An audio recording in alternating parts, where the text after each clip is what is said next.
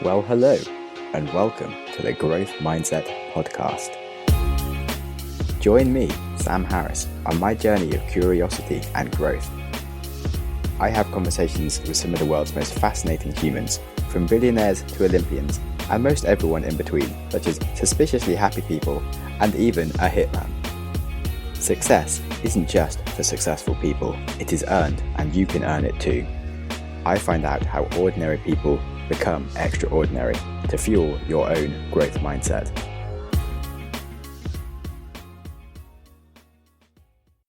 Today, I am interviewing Maria Wilkes.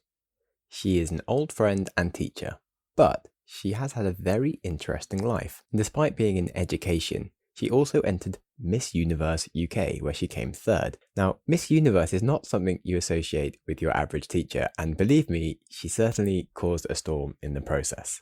Maria now runs a tutoring business and coaches parents in ways to give their children a growth mindset. Thus, she is a rather perfect guest for the show. It's a really great episode, and we learn about all things mindsets and education, and I'm sure you will enjoy it. So, welcome to the Growth Mindset Podcast. Thanks, Sam. I'm so delighted to have you here. You've been a long-time friend, or 3 or 4 years. 4 years now, 4 years. Yeah. And yeah, you've done quite a few different things. And so you've been a bit of an influencer, you've been a teacher, you've done a master's, you've entered the Miss Universe competition. Oh, that seems like a lifetime ago. And now you coach parents on how to coach the growth mindset in their children, which that is correct. I'm obviously very into. Do you think you ever coach parents on growth mindset at the same time just for themselves? It is something that I would do. I think that for parents at the moment, the ones that I have been in touch with, they want to really focus on the kid first of all, but I think through that they are learning so much about themselves. One of the first things that I discuss is how has their parenting been affected by their own parents growing up, and so that's a question that most of them have never even asked themselves before, and so that's always interesting to start off and really get them think about, oh, actually, when I was a kid, my parents brought me up this way and my parents were very strict, and so now this is the way that I parent, and so that's always the way that I start. That's interesting. As we're looking at how to start this, how did your parents bring you up then, Maria? Well, with my parents, I have discovered now, having done a lot of research and just thinking back, that they were fairly strict with me. It was something that I never questioned. We had rules in the house, we had a set bedtime, I was encouraged to play the piano and go swimming. And do I remember making those choices? No, but I did enjoy having that routine. But with my mum, so my mum actually had me very, very young. She was 23 when she had me, and she was parented in a very non-strict way. So my grandma was not strict with her at all and let her have so much freedom. My mum broke a lot of rules. She didn't really have a lot of guidance. And so with me, she was very strict and there were lots of rules enforced. And so she kind of went the opposite way of how my grandma was with her. And so my parents were fairly strict with me. I would say that I had some choices, but not many. And I think the more obstacles there are with rules, and the less freedom that you have to really know who you are. And so that's something that I've had to discover in my 20s and almost late 20s. Who actually am I? And why is it that in my 20s I still didn't know who I was? And so I feel like there's so many people these days who are in their 20s who don't know who they are exactly, or so what many. they're doing. But I'm not sure if that's just parenting or as well as like just the way culture is, and you go through education, you have to pick something and you don't even know why you're picking it. You haven't had time to work out what you want. I think it's definitely both. I think the way that you are brought up, there's definitely a nature argument there, but the way that you are brought up, and do your parents want you to satisfy their needs that they had growing up, and is that why they're insisting that you do this or that you go to this university? And the education system as well. Obviously I was in for 6 years as a secondary school teacher. There was very little room for creativity, and yes, the girls had lessons, they had their art lessons, PE lessons, music lessons, but it was very much follow the curriculum, do the exams every 6 weeks, there were tests. And in this system where they had very little freedom to even really do the subjects that they wanted to do, and kind of just becoming almost robots in a way, just the school wanting to just get the result. Yeah. And so when you leave that system, or when you leave your house, your household, when you grow up and you move out, you're not in school anymore. And when you've left university, there are a lot of 20-year-olds feeling very, very lost without that structure and without anyone telling them what to do anymore. So I definitely went through all of that, wanting to do a gap year and being told that I couldn't do a gap year, I should go straight to uni. And so luckily I found teaching, which I still do. I'm still a tutor in the evenings and on weekends. I still do my online lessons. So yeah. Yeah, it's a funny one. Life, that's what we were we're really doing. Yeah, the whole education system is sort of really silly the way it focuses so much on like specific results without thinking more of like the broader, what is the point of like, you want to make someone as successful and happy as they can be in their life, but you sort of have this weird sort of system with these rules that actually aren't necessarily guiding us in that way to get the result that you really want. Absolutely, yeah. So with the education system, the way it is at the moment, the focus being made, the majority of teachers, they want to get the grades and they all want to get the results. Kids are just going through the subjects that they don't really want to do. They don't really know why they're there, and they don't really know who they are and why they're doing what they're doing. So it's really interesting, and I don't know what it's going to take to change that. I know that in some countries, especially there's been some really good studies. In Finland, a lot of Scandinavian countries actually don't test children until they're a lot older and there's less pressure. The kids are there to learn and they love learning. So there is a love of learning, and that obviously most of the time it means that they become lifelong learners as well, because they've learned from a young age to love learning, and so the learning never stops. Yeah, it's funny. I mean, like I think 2 years ago I did a course online about how to learn, and you're like, why the hell was I not taught this as a child? Like, surely this is the most important thing to be doing. Yeah, how to learn and how to be creative and how to have a voice as well, which I think a lot of children don't have. They don't have at all at school or at home. Or it's sort of taken out of them. Yeah. So I mean, like the whole, like Ken Robinson talks about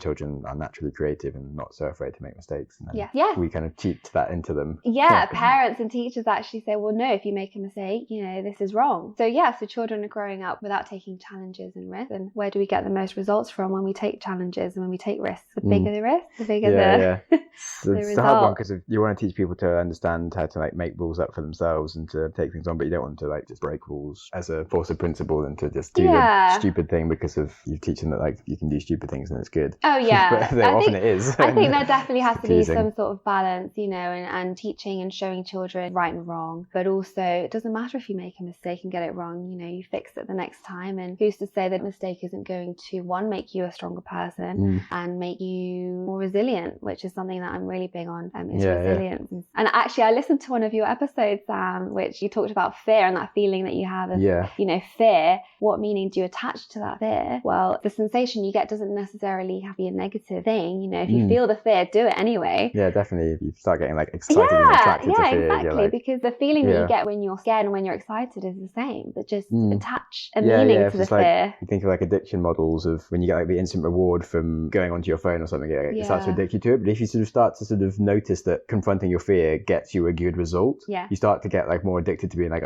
something I'm scared of, that's a useful thing. You start following your fears and being like, if I confront my fears, like there's always good things on the other side. Exactly. Instead of always sort of being confined by your fears. Completely confined to your own reality that you've experienced so far. Yeah, how do you get people to like be oh my god. Clearly I'm not good with words. So when you want people to make mistakes, then how do you say that in the right way? So with the kids, there is a lot of resistance. So I tend to dive into personal experiences that I've had, or I try and get the children in particular to think of times when they have been afraid and what has been the outcome of that situation. It's very difficult with teenagers, the way that they're being brought up today. They don't want to be judged and they don't want to make a mistake because they feel like they're constantly being watched, right? Yeah. And so one thing that I always try to explain to them, and actually something that helped me as well when I was doing a lot of social media and being an influencer, was, we're all living our own realities, we're all in our own little universe, and actually you thinking about someone judging you, they're thinking about who's judging them more than they're thinking about you, right? So if you think about how often you spend thinking of other people, it might be a fleeting thought, but actually you're more worried about yourself and what people think of you. And if you apply that to everyone else, actually it makes sense. So why worry about what someone's thinking of you when they're not really thinking about you? Definitely. Or like if you don't look that great in a group photo, no one's looking at you because they're looking at themselves and wondering how good they look. Exactly. And that applies to everyday life. I truly, truly believe that. And that's something that has definitely resonated with the kids, because they realize, actually, so-and-so did something embarrassing at school day, but I haven't thought about it. You didn't care. I'm more worried about what people think of me. So that's actually helped them, I think, break out of their comfort zones in a way. So something to think about, and just being aware to step outside of their own almost body and have a kind of almost out of body experience, really look at themselves in a critical way. And are the decisions that they're making every day going to lead them to where they want to be in the future? And so many children live in the now and in the present. They don't really think about tomorrow. And so all these little decisions that they're making every day, it's actually not really getting them to where they want to be, because they're so held back by their own beliefs and their own realities and their own world that they've constructed. And parents play a massive role in that as well, with the things that they say to their children and also the way that they behave themselves. If you're telling your child, take risks and, start practicing a new sport, you're going to be so much fitter and happier, but they're not doing anything get off your new. phone whilst you're on your phone. Yeah, exactly. So parents play a huge, huge role in this, and they're the most influential people in a child's life. Yeah, it's a hard one. What do you think is the reason that people are so caught up in the moment? Because you try to get people to be more present, but I feel like you're alluding to a different type of being in the present, as in being lost in the present, as opposed to being like, I am here, being present. Yeah, yeah. So, that sounds weird. Well, there's addiction, isn't there? To always, being on your phone, but why are you on your phone? Because you're looking at what other people are doing. You're constantly comparing yourself to what so-and-so is doing on social media. And so we are addicted, a lot of us, the kids especially, to portraying an image of themselves online that isn't their reality because they want to be seen a certain way. And so they are not living for themselves, they're living for the version that they want others to see of them. And so it's just a complete addiction for that feeling of validation, I think, and finding happiness and fulfillment from other external sources rather than from within. And so that's something that I'm trying to tap into now with my courses for parents. How do you give your child enough self-worth and confidence that they don't have to rely on their phones or their social media or even their friends for validation because they know that they have it themselves? Yeah, big topics. Yeah. So, and it's such a fast-paced world now. We all, instant gratification. You want to watch a film, go on Netflix. You want to order food, just order food and it'll be in your door in 20 minutes. Kids aren't really being taught patience. Yeah, definitely. Or you think you used to listen to whole vinyl records or something, and now it's just you listen to 30 seconds of an intro of a song and you're already bored. And you're already bored. And next thing. Yeah, exactly. Yeah, I've been thinking about it's kind of like that with sort of Tinder and stuff as well. It used to be a longer thing to have a relationship or something. But you used to have to meet so someone. many people on demand just in a queue that you can talk to that you don't ever have the time, you don't bother to invest yourself. And this is exactly what worries me, the fact that teenagers and kids are growing up without knowing how to form meaningful relationships that do take time, that require patience and that they don't have. And so they don't even need to learn how to be social beings and how to approach someone that they like and ask them on a date and, do the whole, okay, they can just swipe right and yes, no, next.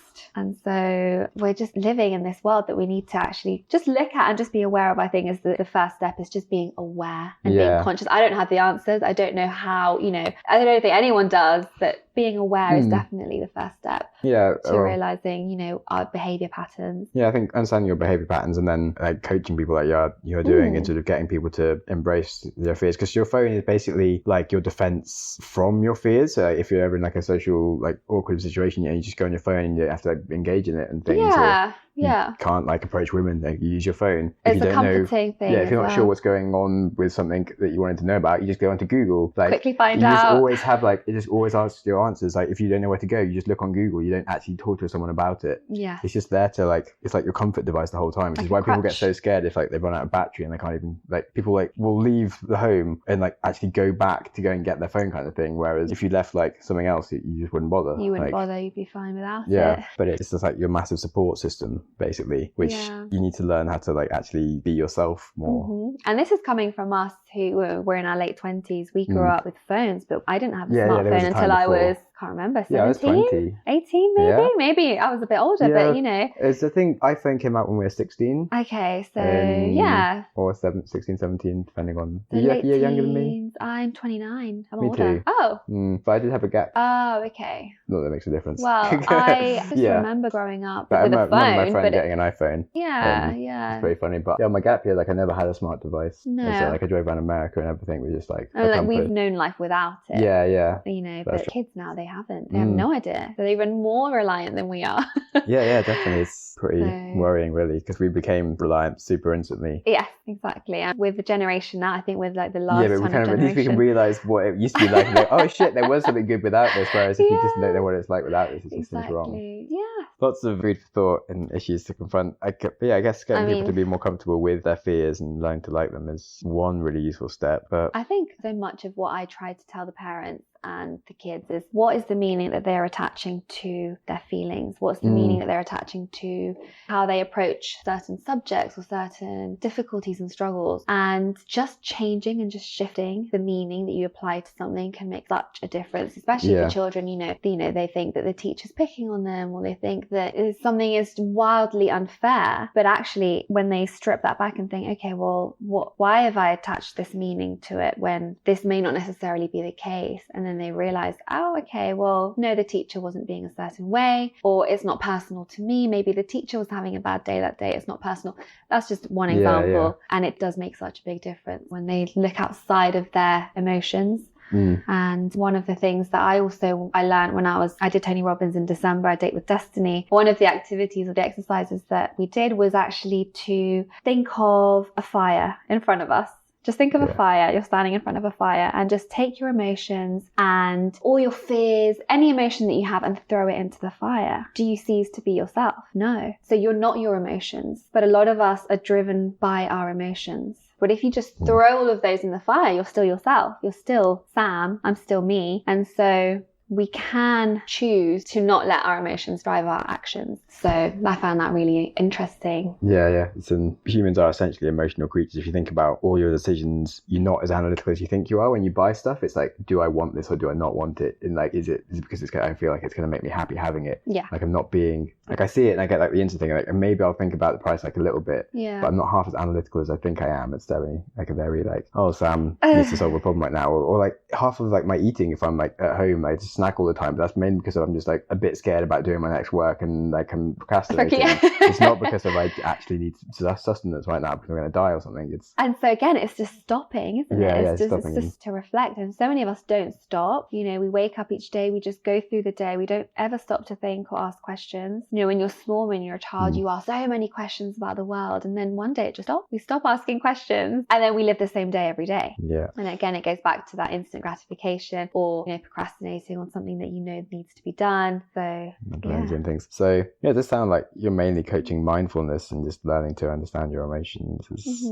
a huge part of it. Do you teach any kind of meditation or anything like that? Or no, I don't. Principles? In fact, it's something that I've started to try myself, just 5-10 minutes a day, especially in the mornings, before I start my day. No, I haven't actually tried it with the children. I think it could be a good idea. You meditate quite often, don't you? Every day, or you still do? Yeah, generally. But doing like the big 10-day Vipassana thing definitely sort of just changes you, like a forcing function inside, really, just to make you more mindful and aware of like emotions and why you're being driven around doing different things, and just gives you like the sort of like, in the same way that like you kind of stop and recognize the fear and then think about what you want to do, like with anything else, like if you just feel like your body's starting to do something, you recognize that before you then do it. So as in, because you sit in a very painful way, and you learn that you don't have to instantly get away from this pain, and you can kind of just sit there and be with it, and it'll end anyway. You don't have to like run away from it. It's okay, and you can kind of just deal with things. But it gets you very in touch with your body and not instantly doing what your body's telling you. But if something annoying happens, like your body instantly gets angry and you feel it, but like you then just go and do it, but you notice that your body's sort of having this feeling, and you go, oh, I've got this weird change of feelings. What should I think about these feelings before I then do something? Just you kind of know that you don't have to instantly do stuff because your body's telling you to do it. So true. Or even worse, you run away from it and you don't do anything at all, and then the years go by and you've let fear control you. Yeah, sure. So it's really, really good, but I don't know how to do that with kids exactly. Yes, it is something I'm still working out. But again, the best way to get through to the kids is through the parents. If the parents are conscious themselves and they're aware of how they're parenting the kids, then that's a massive step. Yeah, and just being more mindful and asking those kind of questions definitely cultivates it a lot. Because I find I don't always need to meditate that much if I am just spending some time with myself, just walking and like actually thinking, or like I listen to lots of podcasts and stuff, but I stop myself after listening to one and like I'll actually speak out loud what I thought about it and like what I learned and what I might need to do. And actually like, and speaking out loud, if you just think it a little bit, like your brain just goes off in a million directions. But if you try and imagine, like if I pretend that you asked me like what I learned from that podcast, I'll try and tell you, but I I'd have to talk solidly for 2 minutes. If I just think it for a bit, like I'll just get go off and do distracted. different things. Yeah. But when you talk, you follow a train of thought. So it's really good to literally talk to yourself, That's a which good sounds like way you're of- nuts, but it's awesome. No, that's a And really you can do it on good the tube way because to no do it. one has a clue because you're wearing headphones and they think that you're talking to someone, that you're actually talking to yourself. Yeah. It's fine. You just walk around like no one We're in bats an London, yeah, eyelid. you could get away with anything, couldn't Yeah. you? I might borrow that and try it with the kids and see what happens, you know. What did you learn from this lesson? Go on. Yeah, definitely. Getting some feedback and Yeah, to digest definitely. things. Big. Okay, cool. So other things you've done, your own sort of scary things. So, I mean, as a teacher, Yes. you also were like an influencer on Instagram, which is like a bit of a dual opposing kind of thing. Yes. Interesting sets of rules. Must have been interesting. Like, yeah, but why yeah. not? You know, and it's something that I had always wanted to try, you know, and dabble in the world of YouTube, in the world of influencer marketing and blogging. And being a teacher, you are very restricted with what you can and cannot do. You know, you have to live a very private life, and students shouldn't know what you're doing outside of school hours. And so I always have this kind of conflicting, I guess, or trivial, I don't know what to call it really, but I felt very conflicted in myself because I loved what I did as a teacher, but I also had my own life outside of teaching, because although I'm a teacher, it's not my whole life. And I love fashion, makeup, I love all that side of, you know, the beauty industry as well. And so I decided to do the scary thing and perhaps go outside of my comfort zone whilst being a teacher and start my own blog, which I did. And I didn't tell anyone about it. And then, you know, if no one knows about your blog, obviously no one's going to read it, and no one knows about it, what's the point? So eventually the students started to find out, and to my surprise, they loved it. The fact that they could see that I wasn't just a teacher and that I had my other passions outside of school made them relate to me more. It made them look up to me more. And I feel like they, you know, it was an all-girls school, and they seemed to connect with me more in the classroom because they realized, wow, she's actually her own person. You know, I think, you know, when we were at school, we used to just think, oh, this is the teacher. It's just a teacher. They have no other life. And so I do think I gained more respect from them just by being myself. And so I started my YouTube channel, and I was doing both the YouTube and the blogging alongside with the teaching, and it was a great balance. Very unorthodox, not the norm at all, but it was great. And again, it was just me embracing the fear. I just let that fear of what other people would think of me, how the parents would judge me, how the kids would judge me, you know, how my colleagues would judge me, stop me from doing something that I felt really passionate about. And in the end, I actually ended up leaving my teaching job at the school to pursue blogging and to do, you know, my YouTube channel and to do that, and Miss Universe. To have a greater impact. I did feel restricted in the classroom. I loved what I was doing at that moment, but I did feel like I kind of grew out of that, and I needed to just be my true self and not just be in a classroom as a teacher. And so, you know, I'm still teaching now. I just have more of a balance of what I'm doing day to day. So I entered, Miss Universe Great Britain 2017. And again, it feels like a lifetime ago since that happened. And the reason that I did that, and it was a bit of a controversial decision, and it was to have a platform to be able to inspire young women or young girls to have a voice and to not let anyone else dictate what path you should go down as a teacher. Entering a beauty pageant, a lot of questions were asked, but why? Why, right? And actually so many parents, and I can't speak for all of them, but so many parents really supported that decision because they could see that the girls, the way that they viewed me and the way that I became a role model for them was because they realized, wow, you know, she could do both. She doesn't have to just follow one path, and, you know, she can be multifaceted and have different passions, not just teaching French and Spanish. And again, I can't speak for all parents, but many of them did reach out and did say, wow, my daughter's so inspired by you. And so the winner actually went on to have a really big platform where the winner actually, I believe she does humanitarian law, or she studied humanitarian law. And so she had a platform where she could, you know, she was doing interviews, she was running fundraisers, and it just gives you a platform to be able to spread a message. You know, beauty pageants have a long history and probably not the best reputation. But again, you know, it was about just having a platform, and I just thought, why not? I'll just go for it. And it was the last year that I had a chance to do it. You have to be under a certain age. I was that age, and I thought, if I don't do it this year, I'm never going to do it. And that's just going to be a regret So I did. Cool. Yeah, no regrets. Nice. No regrets. Yeah, that's an ordeal. So what do you think you learned from doing Miss Universe? Gosh. So the first thing was that I did not let fear, I guess, run my life. The second thing I learned was confidence, being able to speak in front of, an audience. Yes, as a teacher, I speak in front of children, but being able to speak in front of, a panel of judges, an audience, be asked tough questions and hold myself in a way that was graceful and confident and empowering as well. And walking on stage in a bikini was probably the most uncomfortable that I have ever been. Yeah. But I did it. And that's something that I'm proud to say that I did, because it's not something that I ever thought I would do or could do. Yeah. And even just doing that, I just got over my fear and I did it, and it was great. And I felt empowered, and I just look back at that and think, wow, I wouldn't have recognized myself. Yeah. But I did it. And so, some people might think, wow, okay. But how many people would do that? Not many, I don't think.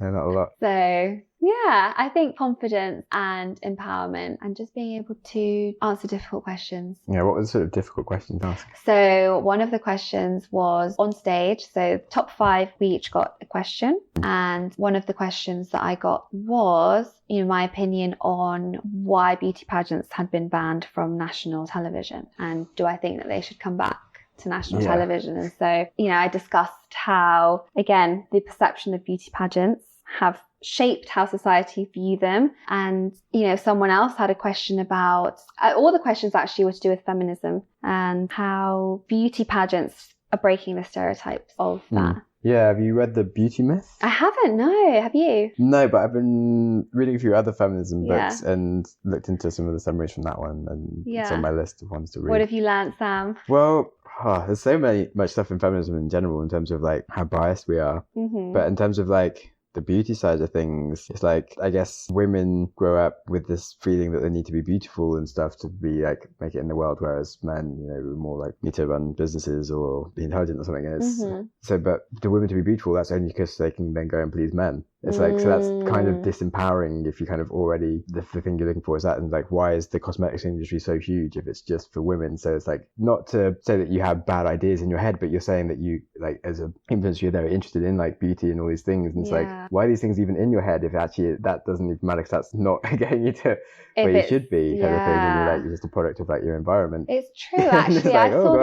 I did see this debate. It's actually on YouTube, but I think it was on ITV this morning, or it was one of the programs, and it was 2 women, and one of them was advocate for wearing makeup and how she felt more empowered by makeup. Yeah. And the other lady wore no makeup, and she made some very good points. She said, why should I wear makeup to be taken seriously? Why do I need to do anything that men don't need to do in order to feel powerful and to be taken seriously? And the other lady, she said, well, you just look more put together, you look like you've made an effort, but why is it one rule for women and another rule for men? And so I found that really, really interesting. And I mean, especially growing up, I grew up in Venezuela, which is, Venezuela's many things. It's one of the most dangerous countries. I actually grew up in Caracas, which is one of the most dangerous cities in the world. And Venezuela is also one of the countries that leads in pageantry and in beauty and aesthetics. And so I grew up with a lot of women in my family who couldn't afford food a lot of the time, but they could afford a moisturizer, and they could, they couldn't afford to do certain things, but they could afford makeup. And so I guess culturally,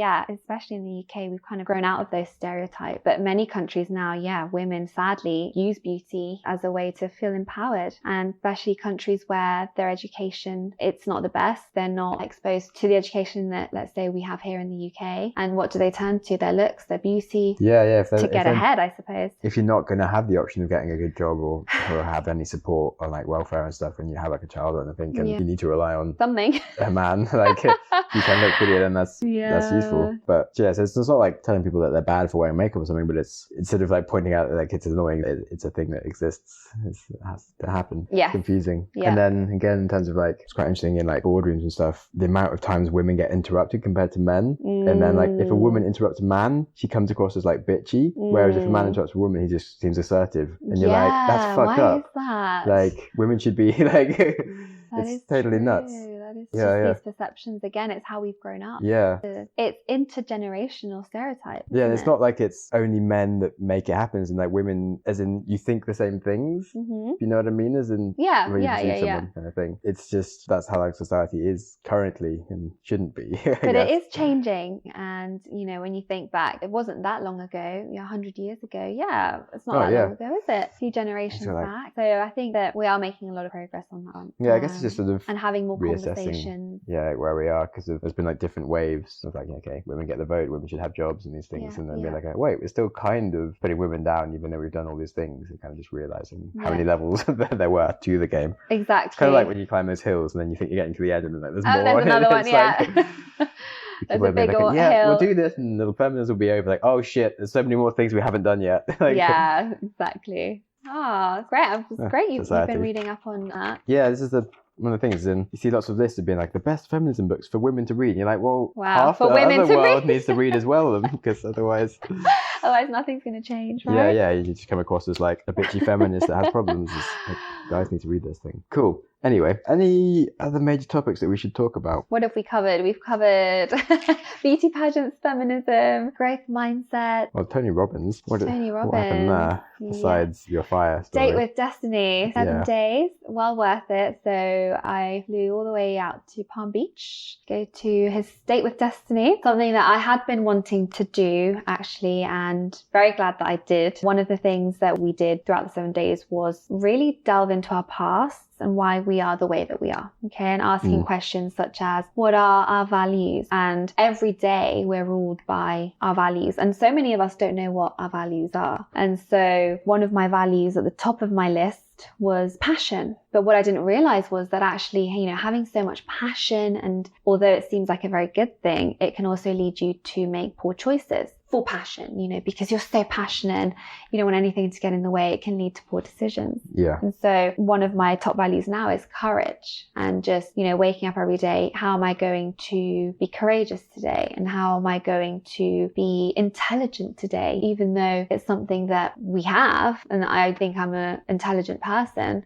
I need to remind myself, okay, how am I going to make smart choices today? And so really figuring out what my values are, and the 6 human needs, which I don't know if you have you heard of this, Sam? The 6 human needs. I feel like I've heard about it before, but you can remind me. What happens when we do feel unhappy or unfulfilled? Usually it's because we're not meeting one of our 6 human needs. Okay, so let me try and remember these now. So certainty, we all have a need for certainty, knowing that we're going to wake up and be able to go to our job that day and, have an income, that kind of thing, But we also have a need for uncertainty, because if everything was predictable, it would be boring, right? So we have a need for adventure and variety. So we also have a need for significance. Okay, so being respected and feeling worthy of love, or worthy, in our jobs. Our 4th need is love and connection. So we all have a desire to be loved and be connected. And it doesn't have to always be a romantic connection. It can be, connected with our parents, with our friends. And then we have the final 2 needs, which are more spiritual. So growth and contribution. And so growth, wanting to learn every day, wanting to get better, improve. And then the 6th one, contribution, having a wider impact beyond ourselves, serving others, helping others. And so when those needs are not being met, that's when we find that we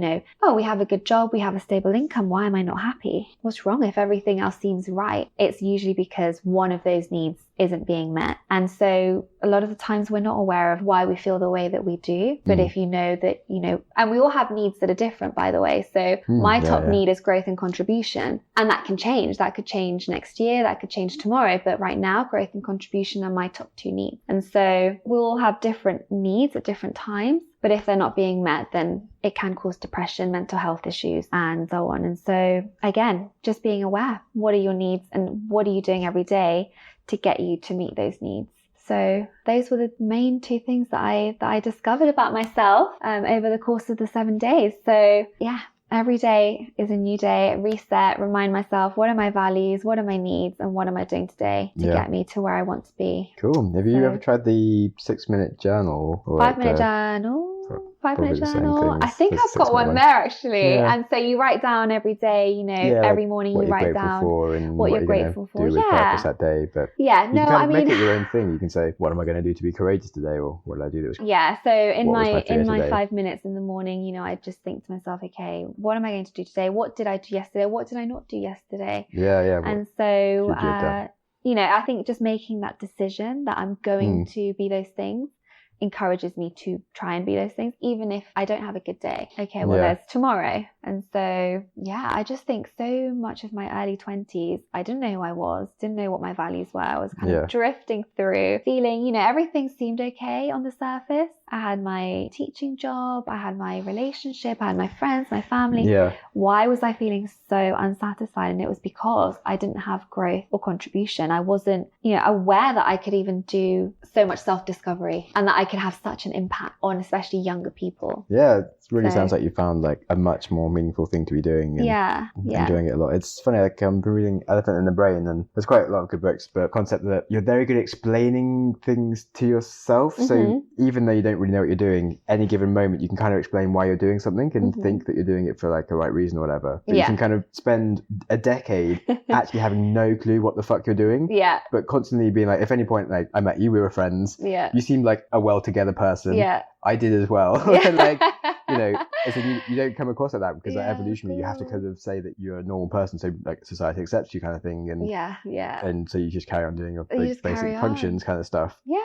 But you don't really sit and really question at a deeper level, like what is the true purpose and meaning of your actions. Exactly. And it's really worth sitting down and like getting to know yourself. Absolutely, because I think everyone listening to this, everyone should just stop and just to ask the questions. Why am I feeling this way? What are my needs? What isn't being met? What do I need to change? Your life right now is an accumulation of all those decisions that you've made, and nothing is by chance.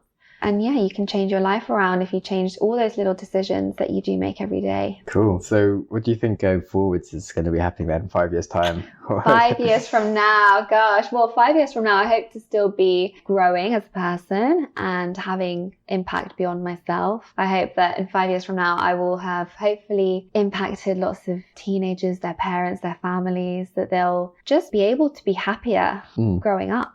And if that's what my life is looking like in 5 years, I'll be very, very fulfilled. Yeah, it's really annoying. Like I was mentoring on the Bristol University. I joined their mentor scheme to like mentor some students, some people from different backgrounds and stuff to help them. And they gave me this student who I had really fun like mentoring him, but he wanted to get a job with Deloitte or something and didn't get his first job, and he's trying to get into consulting, and like obviously I've never worked on those kind of things, so giving him interview tips I couldn't really help him with. But I was talking like more meta life stuff, like what's going to make you happy, what's the point of everything, and like asking these questions. And they fired me as a mentor because they were like, just tell them how to get an interview with freaking like just a different consultancy. I was like, what? I'm not going to just like wow. See, this is it, because I think so many people think that that will make them happy, you know, getting a job at Deloitte or wherever they are, you know, having this income or, you know, and then actually what happens in 5-10 years? Why is it that they've got the job, they've got the life, the family, the income, but they're still not happy? Yeah. So not all the right way to do things. No.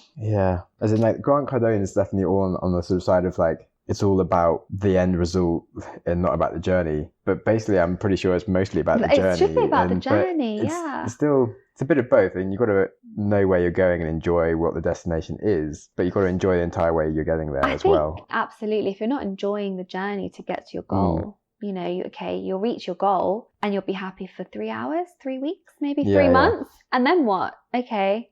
Set a new goal, but you have to enjoy the journey, otherwise what's the point, really? And I think you do most of your growth and your learning on the way there, and actually 100%. Reaching the goal is just a bonus, but actually what you learn along the way shapes you and makes you who you are. And there were so many times, even when I was just doing my masters last year, where I thought, I can't do this, and just doing it and learning and going through all those obstacles, and I did it, and it was great that I did it, and I felt great for, you know, a week or two, but actually it was all that growth and all those obstacles that I overcame along the way that I was most proud of. Yeah, definitely. It's actually doing it, which is why, because I've been talking a lot about like books. It sounds like I'm going off on a tangent, but you finish a book and like the journey is to complete the book. Yeah. But then like you miss the best parts of the journey because you're like, well, as in the destination is finishing the book, but like the journey, you can make it as in like when you take exams or something, you know, you study the material, you talk about it, you digest it, you write questions and answers about it, and you get to know it. Yeah. Which if you're reading a book, your actual destination is to become smarter in the thing the book's about. If you read it once, like you don't talk about it, you kind of forget about it. You just know that it was a good book. That's about it. You basically rated a book, which you spent a long time just reading it. But if you like properly study it and talk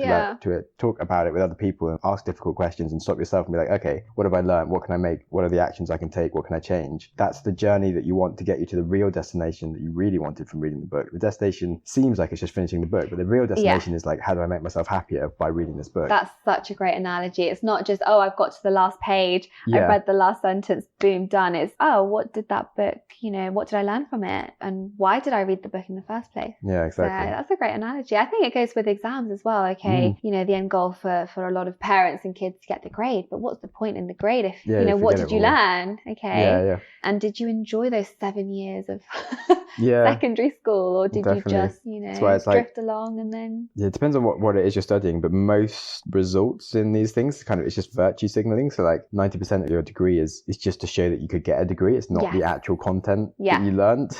Yeah, it's to show that you can get a degree kind of thing. Get a degree. So you may as well do something that really interests you. Exactly. Even because you probably won't actually end up doing it, or if you do, you want to do something that's really interesting. Yeah, it's so true. Yeah, just doing a degree in like something that isn't your big passion. It's like with my master's, I had to do so much research, and it was to show that I could do a research paper and that I could be a researcher, but actually I researched a topic that I really enjoyed, and it was private tuition, and it was to do with habitus and mindsets and amongst elite families, and I found that really fascinating. And so I showed that I can be a researcher and that I can research, but I learned so much along the way. Yeah, it sounds like something that was super fascinating. It was sort of like, you probably would have been doing that anyway kind of thing, but you happen to be able to put a degree on it. Exactly. Exactly. And it's there now, and that's it. Yeah. So true. Yeah, I have been thinking of maybe like doing a PhD on something that like I've just been following my interest so much. Something interesting, and that you would do anyway. Why not just, you know, get a PhD and stick that on the end of it, as you say. Definitely. Yeah, we'll see. Cool. Are there any questions you want to ask me? Ooh, Sammy, what are your projects at the moment? I want to hear about the talk you're going to do next month and how you're inspiring others. What gives you your purpose, Sam, and what are your needs? Like you said, the growth and contribution are definitely my big ones. And doing the podcast, I'm talking to so many people. It's just such a fun chance to learn stuff and to be able to contribute at the same time, like what I'm learning, but other people can learn from it. It's nice. So I've started another podcast on the subject of books, which is about me and my friend just read a book every week, and then we explain the book and what you can learn from it. And so we're learning a lot more from these books that we read because we read it with someone else and have a conversation about it. And you can you're in growth, learn stuff as well by having it. So which is nice. Fantastic. And I'm kind of building an app that relates to books as well and podcasts. So basically, because I've been so annoyed by listening to books and podcasts by myself, it seems like you could talk to someone about it if you listen to the same one, but it's really hard to like sync up and make sure that you actually listen to the same thing together. But if you have it like built into the app, that it's just a social app. So like if we were friends on the app, I could say, me and Maria, we're both really interested in mindset stuff. We can try to listen to 2 podcasts a week about mindsets, or maybe we want to both listen to the same book together. We'll both listen to the exact same podcast like on the same day. Like maybe it's different timings. I go to the gym at different time as you, but like we'll be in sync in general. So if we meet up next weekend, we have both read the same chapter of a book or the same, and so we could actually talk about what we've learned and actually like at a fine-grained level do something together, even though you're kind of alone the whole time you're listening to stuff. But it just means that you actually have a friend there that you can talk to stuff about and learn more from what you're doing. Idea. I'm listening to a couple of podcasts at the moment, but I do feel like it's a very lonely experience. I've got no one else to talk to, and I've recommended the podcast, or I'll say, you should listen to this. But it doesn't go straight to the top of someone's playlist. They might actually go and get it, but like a month later they'll have listened to it and you've forgotten what it was. Right? Exactly. And it's kind of a very lonely experience, which, and when you are listening to something so inspiring, you want to talk about it. And so I think that's a great idea. When will that be launched? Any ideas? I'm trying to work out the strategy as in whether I just build it myself, or I was thinking maybe I just raise some money and then get someone else to build it, because I quite like doing lots of other stuff. And if I just go shut myself away for 2 months, I could do it, but then I wouldn't be able to do anything else at the same time. And I'm trying to do everything all at once. I know it'll just like 2 months will turn into like 2 years kind of thing, probably. I do it by myself. So I figured if I raised some money, it's forcing function to make it the main priority, and I can kind of just outsource cool. I mean, it could be things. done in a couple of months. Exactly. So that's like quite exciting me at the moment. Yeah, And then, it's awesome. yeah, my stand-up comedy stuff is taking up time. So you're doing a course, aren't you, for it? Yeah. So going to that after this. Wow. Which is fun. Embracing your fears. Yeah. It's definitely something like a few years ago I'd have been like, oh my god. No way. And now I'm like, yeah, I guess I should try it. That's like a good thing to do. That's awesome. Yeah. Growth and contribution. There we go. Exactly. So that's awesome, Sam. Well, good luck with that. And I look forward to keeping up to date with all of your exciting ventures. Yeah, thanks. So I have 2 last questions. Yeah, go for One it. was, what is your earliest memory? Oh, wow. My earliest memory. Or just a quite early memory that's distinct? My earliest memory is actually my first day of nursery. I was probably about 3 or 4. And I was in Venezuela, and I remember drawing a picture for my teacher, and it was my dad. And I hadn't quite drawn my dad on the grass. I was drawing a picture of my dad on the grass, and I said, oh, my dad's in the sky. I said to the teacher, oh, my dad's in the sky. My mum came to pick me up, and the teacher said, oh, I'm so sorry to hear about your husband. Because I'd said he was like in the sky. She thought, something had happened to him. So that was my earliest memory. That's funny. So weird. I guess you learned that people misinterpret things if you're not very clear. Yeah, exactly. Well, because in Spanish, cielo can mean heaven and sky. And so, I was pointing at this picture, like, oh, look, my dad's in the sky. And the teacher was horrified. She thought, oh, no, something's happened. Wow. So, yeah. Cool. Hadn't thought about that in years, Sam. My pleasure. What is the kindest thing that someone has done for you? Oh, wow. The kindest thing that someone has done for me. What? The first thought that came to my mind was actually my parents, and just giving me the freedom to let me be who I am. And I think that I can't really pinpoint one time, but I think just being so supportive. What did they think about you coming to London and studying here?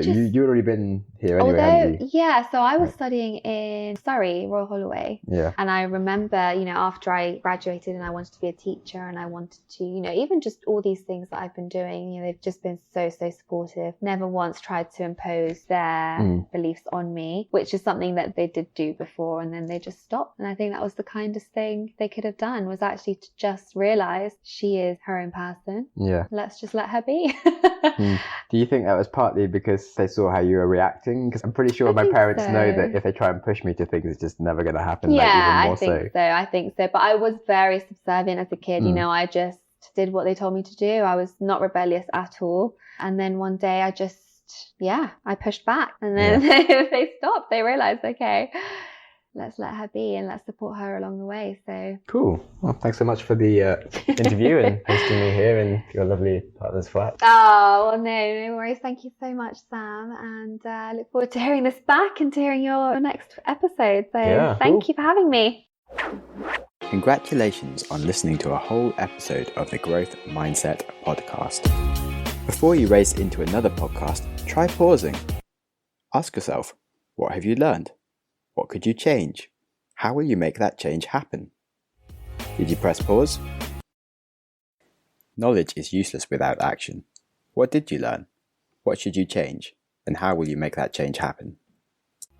You can tell us what you learned by contacting us through the website, growthmindsetpodcast.com, and feel free to connect with us or our guests, or just peruse the show notes. Our Instagram is @growthmindsetpodcast, or follow me @SamJamSnaps for a daily reminder to stop using Instagram. If you enjoy random acts of kindness and want to support the show, you can support us on Patreon or leave us a review on iTunes, and you'll make me very happy. And with that, keep learning and keep growing.